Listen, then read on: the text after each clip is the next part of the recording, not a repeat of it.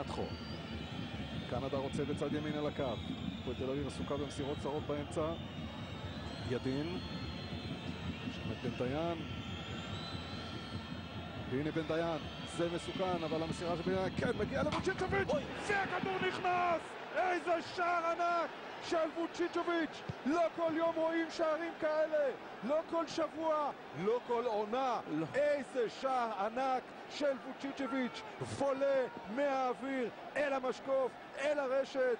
איזה יופי של שער ושוויון של הפועל תל אביב. נמניה ווצ'יצ'וביץ', הנה המסירה, הנה נפת הרגל, בום, קאלה לא זז.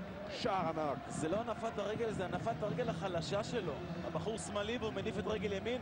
ראשית אנחנו רואים עבודה מצוינת של דדי בנטיין שם, מרים את הראש, רואה את ווצ'יצ'וביץ' לבד עם הרבה רגל, שם לו את הכדור על רגל ימין, הוא לבד, רואה כי טוב, אין לקאלה צ'אנס.